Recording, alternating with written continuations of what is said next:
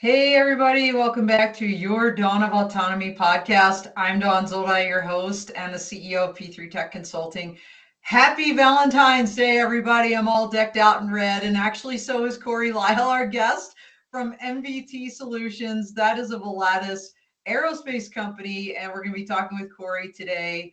By the way, other big news, everybody, if you haven't seen it, the Dawn of Drones, the predecessor to this show, was designated the best drone podcast of 2023 by the Droning Company in their recent awards announcement. So just wanted to give that shout out really to my team, frankly. Mike is in the background and we've got a whole group of folks. And of course, to all of you, our fans, we love you on Valentine's Day and every day. So thank you so much for your support and for showing up for us. And we hope that we show up for you every single week. But you know what? It's all about data, folks. That's what this month is dedicated to. Thanks to Carasoft, our month sponsor. And, Cory's business is focused all about geospatial data. And what perfect timing, Cory, because we were just talking before we went live, and I just got back from Geo Week in Denver. And what an amazing show. So much going on in this space. And this is what Cory does every single day. So Cory, for those that don't know you, tell us a little bit about yourself. Yeah, of course. Thanks for having me on the podcast. I've got my red on, like you said. Got some chocolates over here in the background. He owes me, by the way. He said on Clubhouse he was going to send me chocolates. Got to get that shipment out. Yeah, so to give the viewers a little bit more information on my background, I'm actually from San Diego, California, but residing in Quebec City, where MVT Geo-Solutions is based.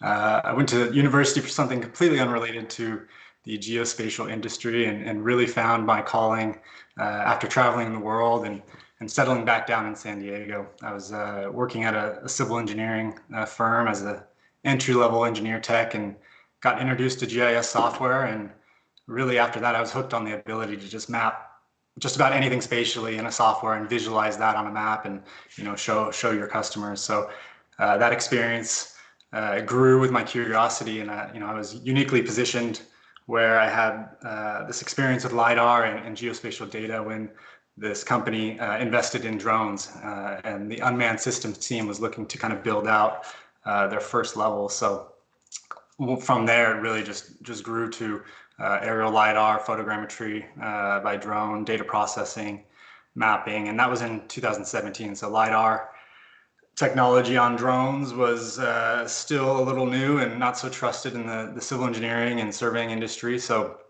required a little bit of education and showing the external and internal clients that the proof is in the pudding. It's possible to obtain survey grade data from the air with the drone. And in mid 2021, I relocated to Quebec with my family. And I had to leave that job behind in San Diego. And I just thought, I think there's a company in Quebec City that's doing similar things. And I immediately reached out regarding a project manager position. And then that role kind of developed into bigger things and growth, personal and professional. And I'm just super happy to be here. My team that I have behind me, or I'm behind them, it's really fun. Well, that's awesome. This is not our leadership podcast. That's the full tilt. But I love what you said, Cory, because I think it's so important for people to hear that you might study one thing and then life takes you in a completely different direction. And somewhere along the way, you find your passion, and you clearly found that. So good for you. And I think it's a great leadership example for everybody out there. And so MVT is an acronym, right? I mean, it stands for 3 specific words, part of your core mission. Correct. Can you tell us about that? Yeah, so the M stands for mastery. So emphasizing the importance of a movement and an innovation-driven team. V is for vision, so a vision to remain leaders in the geomatic space. And T is for technology, so staying at the forefront of what's being developed in the technological space for geospatial. I love that. And so let's talk about MVT. And I believe we have a video that's going to illustrate some of this. So why don't we roll that? And then Cory, you talk us through what we're seeing. Yeah, so this video is actually a really unique project, not an everyday project, but one that we've done a couple of years now. And It's in a really remote location in Quebec province, and it requires our drone pilot to mobilize to multiple sites via helicopter. So, we've got weight limitations to get on the helicopter, but for LiDAR missions with the drone, there's a minimum amount of equipment that we need. So logistically, it's a fun project. Our pilot gets to go to these amazing areas that are pretty much untouched, and do LiDAR surveys and photogrammetry missions of areas to monitor some erosion along this river. So it's a fun project, and we got some cool content out of it. Now, for this particular project, was it focused on, ground, the surface, or was it bathymetric and looking below the water as well? This was just a ground, surface topographic. No bathymetric data was collected on these missions, but we were also taking some ground control points and some readings on our GPS for the client that was kind of staking out some information, some points that they want to monitor, over time. Now, you mentioned helicopters, Cory, and I want to get to this idea of the challenges that you're that you observed in the geospatial technology, trying to collect this data, because as we all know, helicopters are expensive, as you said, very kind of cumbersome with equipment and whatnot. So tell us some of the challenges that you were observing in the geospatial industry, and how drone and LiDAR and other advanced technologies like in this new ecosystem are really changing the game. Yeah. So I guess challenges with that we're seeing in the geospatial industry in relation to manned aircraft is just timely data acquisition. So a lot of our clients, it's really fast burn projects. We can get projects in the peak season where it's we get contacted one day and we're delivering data 3 days later. So it's not impossible to mobilize a helicopter crew or a manned aircraft, but it becomes a little bit more logistically difficult to get an aircraft to a certain area and survey those areas. Sometimes they're small, so they don't really warrant a manned aircraft. And having a drone and a LiDAR that is on our drone, we can mobilize rather quickly. Get there, get the data, process the data within the same day. So just being agile is one of the things that can address those challenges in the geospatial industry.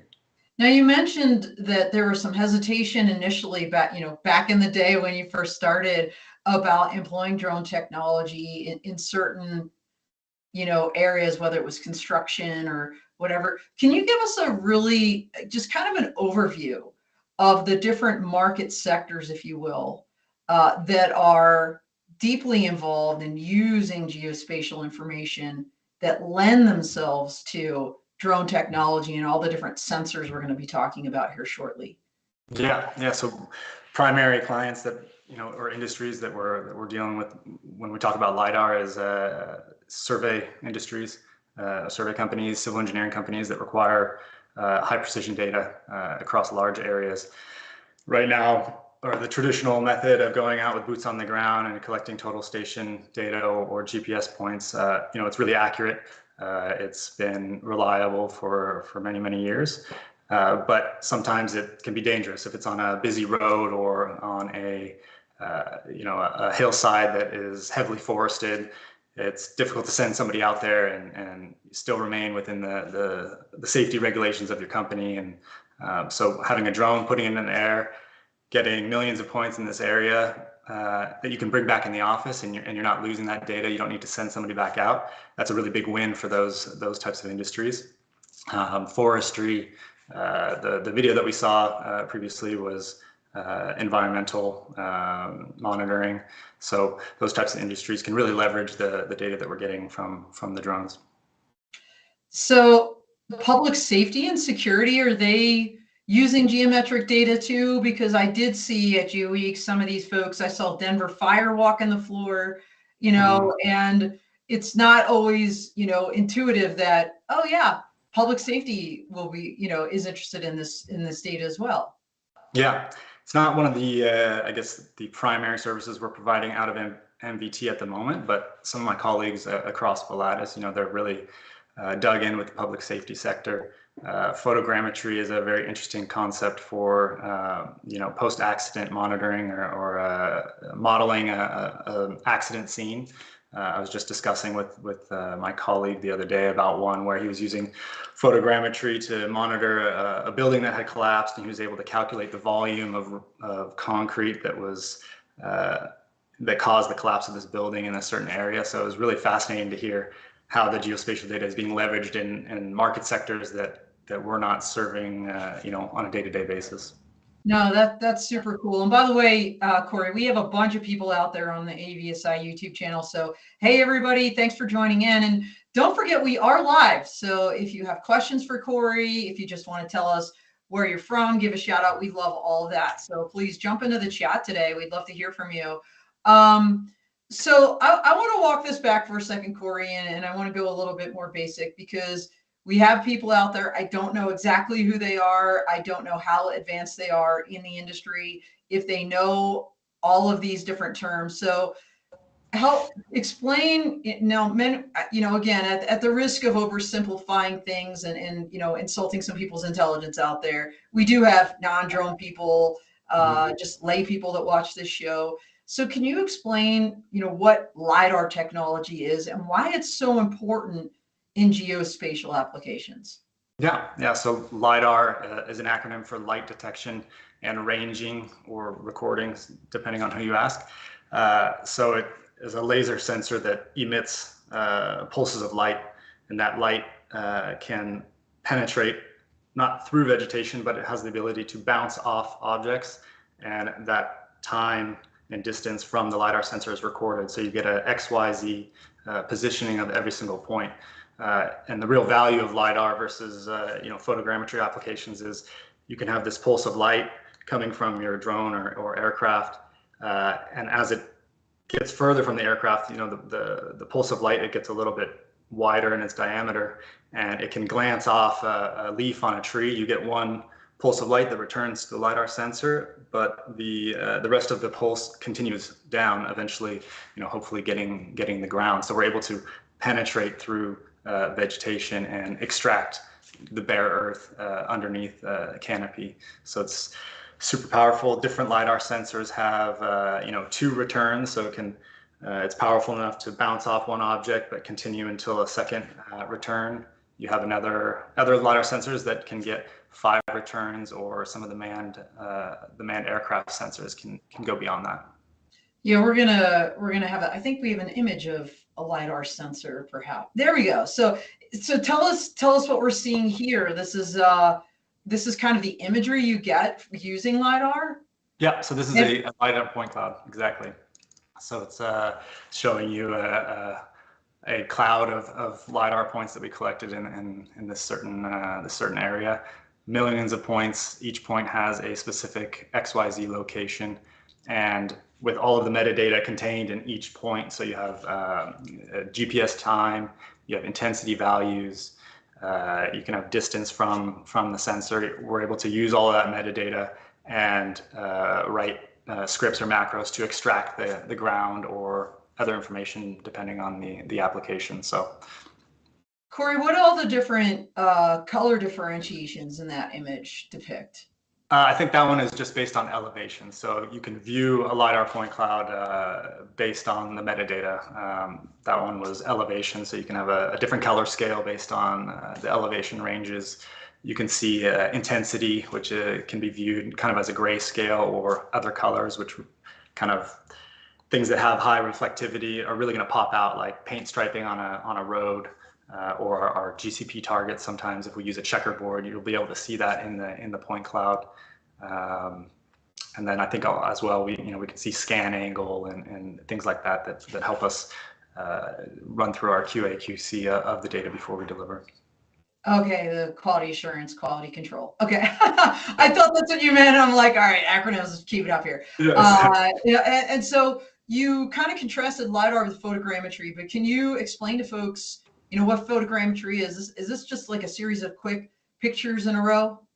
Yeah, so photogrammetry is like the acquisition of many images and then tying those images together based on their pixels and aerial triangulation. So the really cool videos and digital twins that you see maybe on LinkedIn or on other social media accounts, that's photogrammetry, getting that almost realistic 3D model is one derivative of photogrammetry. An orthomosaic image is also another derivative where it looks essentially like Google Earth or Google Maps, but you can get resolutions, less than a centimeter. So you're looking at an aerial image of your site, which is very useful when you want to do some site mapping, planometrics.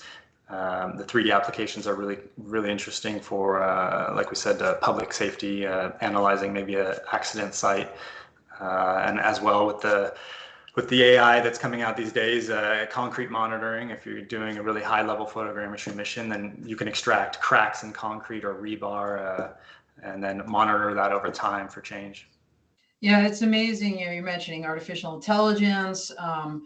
3D digital twins were all over the floor at GeoE, of course, and sensors, and oh, by the way, drones. So I want to talk about the sensors because LiDAR obviously originally, probably when you started, ginormous, right? Really big, and now the size of those has shrunk down to the point where now they're still, I think, relatively decently big, where the drones that I was seeing that they were attaching these to were pretty hefty drones. But talk to me a little bit about the sensors that you're employing at MVT and how they're enabling these geospatial missions. Yeah. So when I started, it was a pretty big LiDAR sensor, something that was maybe meant more for a helicopter, but with heavy lift drones, you can get a pretty big sensor off the ground. But with the development of smaller sensors, we're able to maximize flight time on maybe a medium lift drone, and with cameras as well. We're leveraging DJI products for some of our photogrammetry missions. For LiDAR, we've partnered with YellowScan, which we really enjoy their technology. And with the M600 being discontinued, we've also looked at partnering with Inspired Flight and Free Fly to make sure we can get those sensors off the ground and fly, for a duration that can acquire quite a bit of data. We want to get up in the air. We want to get as much data as possible, and we want to make sure that that's done in a safe and reliable manner. Yeah, so that's a great segue to talk about some of these drones. You just mentioned a handful of them. It was insane, Cory. Harris Aerial, and some of these are the blue drones, right? No Chinese components, not made in China. Harris Aerial is one of those blue UAS companies. They had this giant gas tank iteration of one of their, and this thing was big. On the floor. Of course, Inspired Flight was there. They just had a release. I'm sorry, it's not coming to mind. But if everybody follows me, I'm doing a piece for Drone Life about all the different drones from the floor. So we'll talk more about that. But DJI had a presence, at the show as well. But your go-to was one of their drones, and now you're looking maybe for some other larger drones for this mission. Yeah, and even though we're based up in Canada, we do have clients that are starting to ask a lot about Blue UAS, and they want to know what our alternatives are to DJI products. And so we need to be ready for that shift because it's coming, and Canada is going to follow pretty closely on what is set as the standard in the States. Yeah, absolutely. So, I was remiss, Cory, when we talked earlier about some of these markets and different sectors that you work in. We didn't put up the image that you sent to us, and I want to talk about that because you have a very broad scope of your services, and you cater to a number of diverse industries. And I think this is a great illustration of that. Can you talk us through what we're seeing in this kind of collection of photos? That's exactly. It's a perfect way to describe it. A collection of photos. So, we get involved in some GPR, ground penetrating radar, not from a drone. For this application, you see one of my colleagues, she's got the screen in her hands. It was actually on a sled for this application. And then you've got a shot of the helicopter. I think that might have been the same project where we had to mobilize to different sites to monitor some of the erosion. We've got the team launching and landing the drone from a boat there. some of the sites that we're working on in Quebec are really hard to get to, and we got to be creative with how we get to them. And the clients have pretty high standards for safety as well. So we need to make sure, however crazy our idea is, that it does have some safety backstops to it. I think there's a photo there of one of my colleagues measuring some ground control points, and then a night mission as well. So that was a pretty cool one, where we had to fly at night because of this area was in the center of town, and we can't be flying over people. So we flew this church, and then we did a cloud-to-cloud registration with some terrestrial scans to create a nice mixed point cloud of aerial and ground LiDAR. That is so cool. And the one picture you talked about, the ground penetrating radar, right? GPR. Mm-hmm. Do you guys also use handhelds? Like a Geo-Systems had their BLK.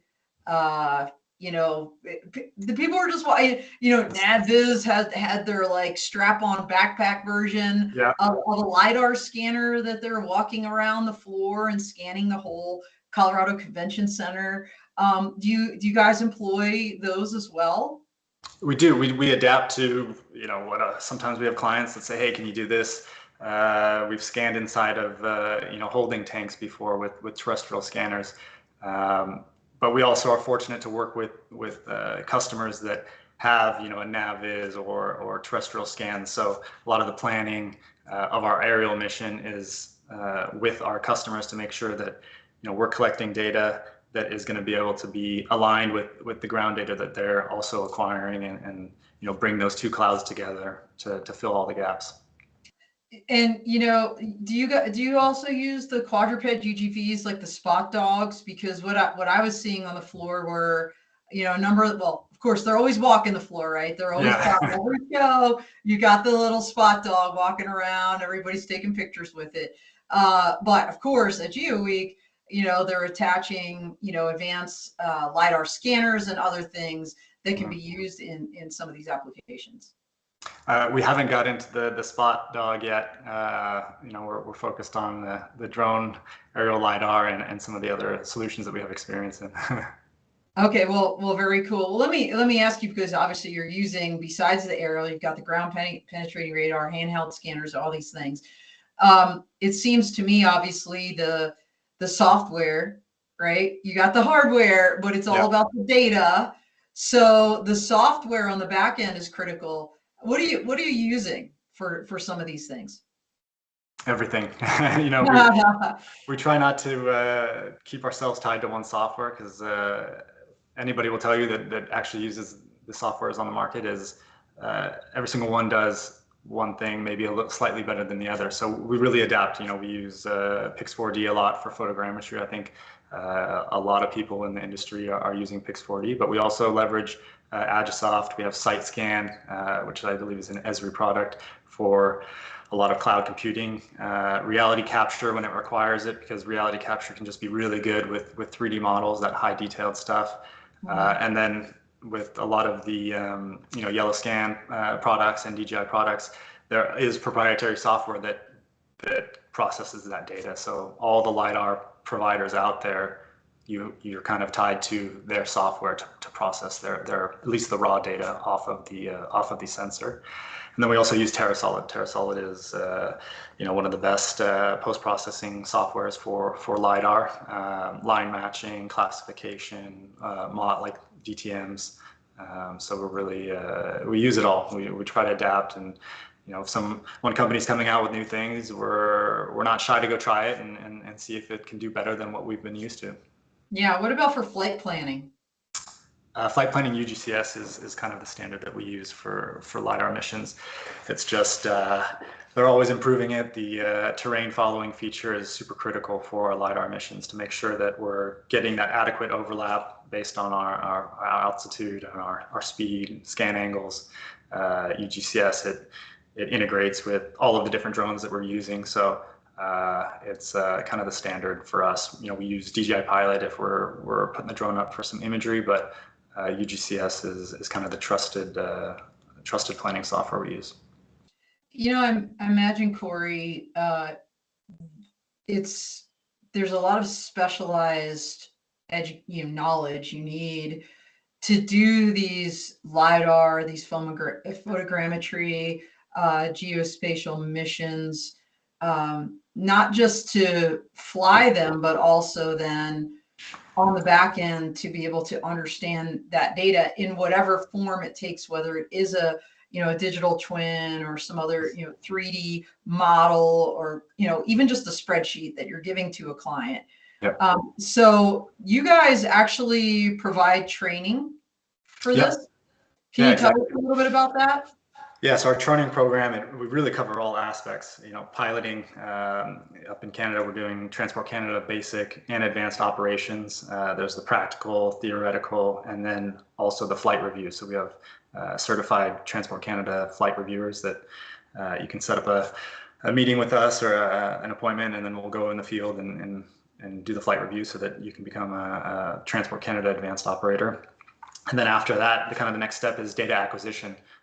Depending on what our customers are interested in acquiring, we can provide just flight planning training and UGCS, photogrammetry best practices, LiDAR acquisition training, customized solutions. If we have clients that come to us and say, hey, I've got experience flying these types of missions, I'm looking to get into this, can you guys help us out? And we'll come up with a syllabus and make sure it makes sense for them, and make sure that they're able to get out there and collect the data and have a quality product at the end of it. And then after data acquisition is the data processing. So we train on everything that we use and trust, yellow scan products, POSPAC as well for trajectory processing, DJI Terra, Terra Solids, Terra Scan, Terra Match, and Terra Modeler are all three popular products that we train on.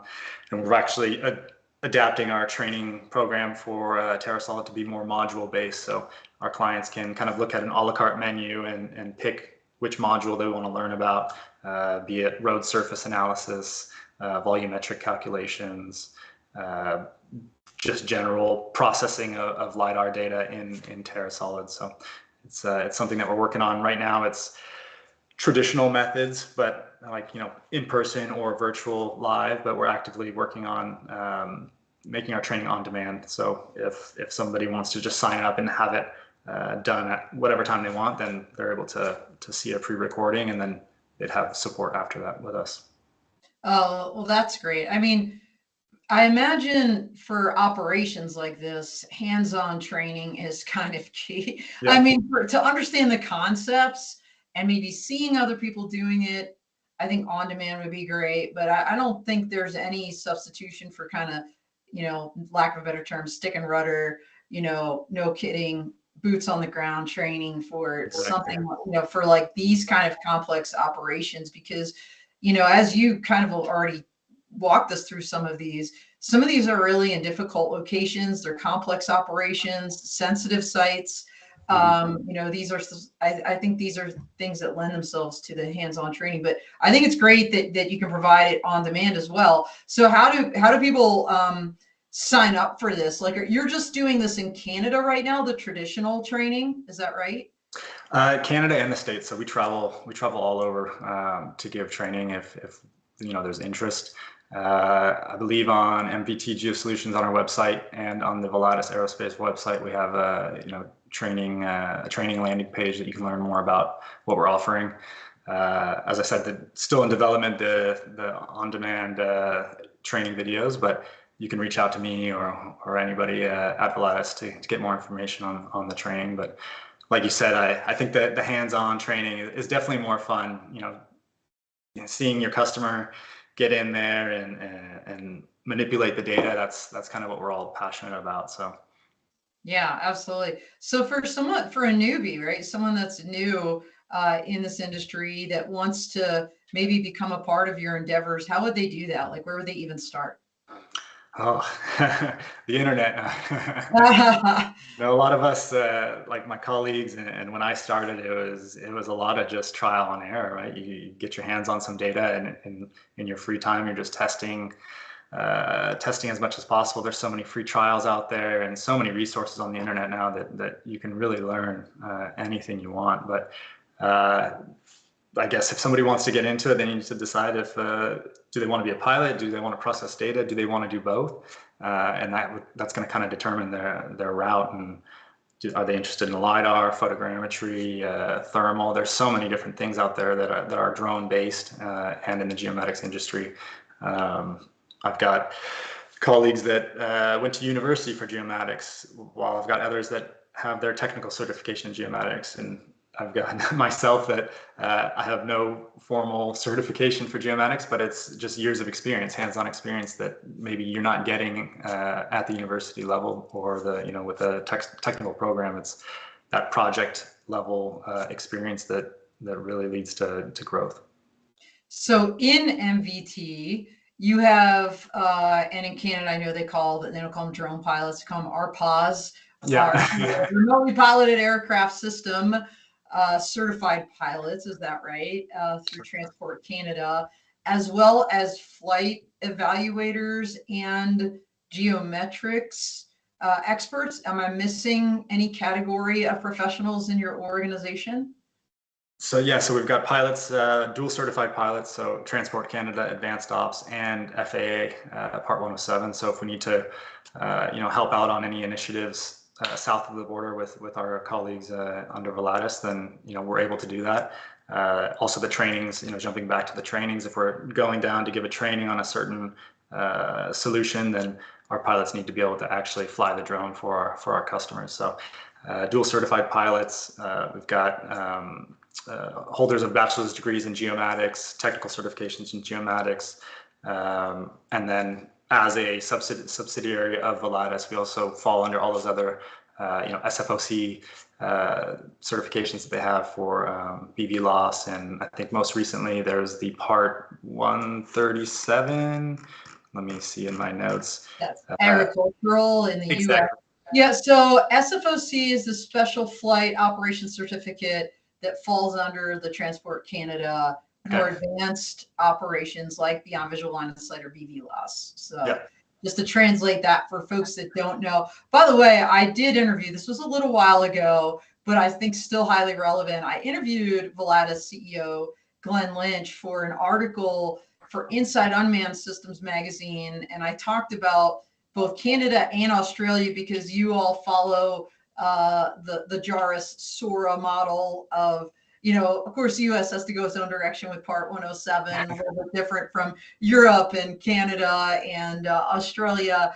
But I do outline what the requirements are and what's going on in Canada from a regulatory standpoint. If you guys want to check that out, it's on my website. But, it looks like, you need like this whole group of people to do this mission very well. So super cool. Do you have training sessions scheduled like where people can join you in the United States? For example, hey, I know we're going to Texas to this location. It's open for people outside of, this one group to sign up as well.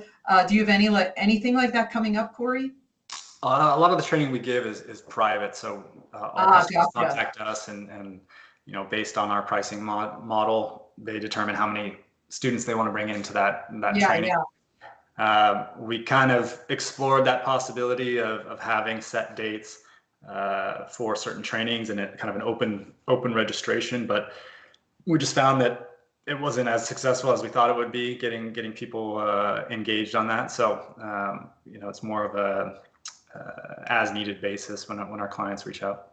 So is it like a train the trainer when you go to a private entity that's looking for this kind of training? Like, in other words, are you training their drone pilots and professionals so they can do the work?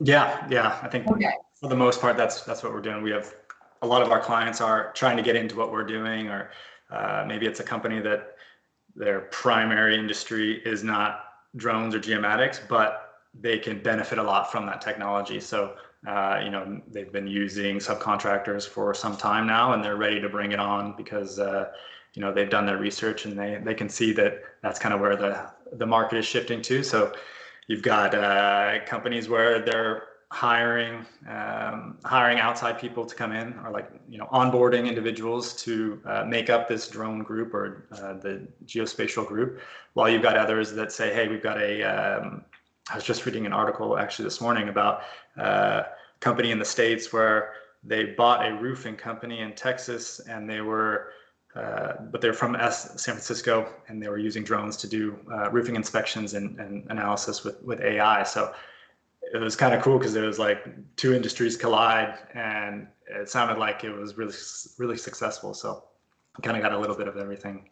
Yeah, I mean, no pun intended. The sky is the limit, really when it comes to drones and geospatial technology in particular. But like you said, there's geospatial tech there's autonomy built in, but it's multi-domain, and putting all of those different pieces together, using the right sensors for the right job. That's where someone like you, Cory, comes into play. And quite frankly, the level of expertise that you bring to the table, I think is really key. And perhaps why, like if you throw out a generalized training, it's a little bit intimidating. I mean, even just the terminology you're throwing around in this show, which is your world every single day, is probably for the average drone pilot not something they're used to doing, right? So, it's really cool that you're doing this. And I was totally geeking out at the show, and I was so excited to talk to you because of what you're doing. So I'm going to put you on the spot. I'm going to deviate from the script here and ask you, as you reflect on all the different missions you've done, is there one that really stands out? Is there like a story that you'd want to share of, the just incredible application of autonomous technologies, whether it was, aerial or otherwise, in geospatial applications that really was just made such a difference, that you want to share with us? Oh, that's you did. I'm sure it's like every day, because I've been again researching some of these articles, just the time savings, the money savings, whether instead of a helicopter, of course, as your picture showed, there are jobs where you still use a helicopter. I mean, this drone technology has not replaced it. It's complemented it, in some respects. So I guess so many of our projects, like every single project, is so different in the work that we're doing. So we really have to be on our toes, and the planning that goes into each project isn't cookie cutter, right? So we do have some that are larger scale that we're looking at. AI, it's everywhere, and we're like, we need to start leveraging this more. And so it's something that we're considering for this upcoming season on a multi-year contract of trying to map agricultural fields using AI. So it's like a surface area calculation based on crop coverage for different providers, and all of that gets kind of stacked into a map book and a report. And traditionally before AI, it's a lot of manual clicking, and you need a lot of people to cover the areas that we're trying to cover. So right now we're in the process of exploring the different options for AI, and get those maps produced in a quicker way. But it's not something that we've employed yet that I can tell you the whole story on. Yeah, no. So, look, everybody's throwing around AI, right? Like AI this, AI that. Is it really even AI? I guess my question to you is, where, in what section, in what portion of the operation would AI be employed? In other words, is it during collection in the drone, which I think a lot of drones have some kind of AI infused, kind of at the edge where, it's helping with the collection of the data? Is it on the back end where after you've collected the data, then, for example, in an agricultural field, perhaps over time, instead of a farmer or somebody else eyeballing or doing math by hand of calculating, oh, look, here's the growth of these, this crop over time, is AI then, kind of doing the analytics and calculating that on the back end, or is it both? Yeah, I think the biggest opportunity, you touched on acquisition or data processing. The biggest opportunity that, our team that we want to look at is on the back end on processing. How do we automate some of the processes that are currently manual. So we're getting raw data in after a mission, and we're going through different steps to correct the trajectories or the aerial triangulation for image processing. There's a lot of opportunity there to kind of group different processes together, have a script developed or a module that can read the data and determine the parameters to process the data and output the data. Then you have the human aspect there to just do the quality control before we're delivering to the client. I think that's a really big opportunity that we want to look at, because as the missions get bigger, there's more flights, there's more data, and there's more room for human error in those processes. Well, I'm kind of laughing because on our full crew show, we actually dedicated the month of January to AI ethics. And that's one thing I think our panel of 4 experts talked about was kind of that human in the loop, right? Like, in other words, AI is awesome to help augment what it is you're doing, but it's not quite replacing humans. You still have to do, to use your term, QA, QC, to make sure, this is legit. And, in some cases, Cory, I imagine, for example, in construction, someone, or engineering, architecture, right, ACE, someone with a license has to sign that dotted line before, right? So they have to validate all of the things that are going into it. And I don't think that's going to change, but it's great to hear that you're looking at leveraging this, because it obviously is the future. And speaking of the future, as you look forward, it's still February, but already mid-February almost, and the gear's already clicking along. What else do you see in your crystal ball for MVT solutions for 2024? Yeah, so I kind of alluded to earlier that Volatus, MVT and Volatus, we've engaged in a reseller agreement with Yellowscan, which is super exciting for Canada. So strengthening our equipment offering for our clients, but also, keeping some of that strength of equipment in-house and leveraging the products that Yellowscan is putting out. And so recently, in the last 6 months, I've seen a little bit of more buzz on topobathymetric LiDAR, something that we've dipped our toes in the last year. Pun intended. Yeah. Or pun intended, depending on how you want to look at that. So it's super exciting. It's not something that we have a ton of knowledge already in, but we've definitely got into the acquisition aspect. And Yellowscan just recently released the Navigator topobathymetric LiDAR sensor that is kind of developed for drones. So it's become more accessible for us as a reseller. It's kind of right there, and we're hoping to maybe get more involved with that and respond to the demand that we're seeing from our clients, and leverage that technology for our partnerships. Because in Quebec, there's a lot of bodies of water, and across Canada, there's a lot of need for topobathymetric LiDAR, and with the integration of Yellowscan, it just makes it that much easier. We can collect and process all in the same ecosystem of products of our other LiDAR sensors. So topobathymetric, and then also the shift in high accuracy LiDAR. So we're seeing some government agencies in Quebec start to open the door more to aerial LiDAR for their roadways and like transportation applications, because with a sensor that we're flying with Yellowscan, we can get sub 3 centimeter accuracy, absolute accuracy on paper. The final product is much better than that if we're laying out good ground control and having our checks. Like, we're seeing centimeter accuracy from LiDAR, which is really big for companies that are maybe sending those surveyors out there on the ground to get that data. They can keep their personnel safe out of roadways, and then they can have all that data already in the office and do their analysis and their mapping. So that's super exciting, because we're uniquely positioned, because we've got one of those sensors in our office.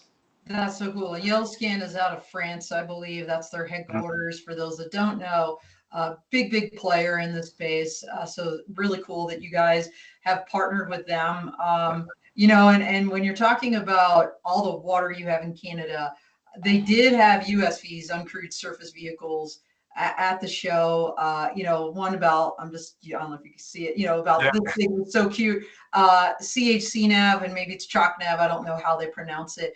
But this orange, like basically little mini boat with the bathymetric sensor on board that can get into really tight places, maybe even in a way that a drone can't. So looking forward to seeing all these really cool gadgets and gadgets that you're going to be taking on board, Cory, and the ones you already have, doing a great job out there. So amazing. Well, we're getting super close. In fact, I think we're at time. I knew our time would fly today. But no, again, pun intended, because you have so much going on. But as we close out the show, Cory, two things. One is any closing comments, and number two is please tell folks how they can reach you. Yeah, so you can follow us on LinkedIn, Volatus and MVT. We have 2 pages that you can stay up to date with anything new that's coming out that maybe I didn't mention here. And closing notes, just some positivity and love to everybody on Valentine's Day. Thanks for tuning into the conversation. It's been fun, a new experience for me. So appreciate everybody. You did a great job. It was very fun. So thank you everybody out there for joining us. Have a great day. We will see you next week with Speedbird Aero. When you talk about data, guess what? They're doing drone delivery. You might know that, but they're also doing UAS traffic management. So stay tuned for more. We are out here.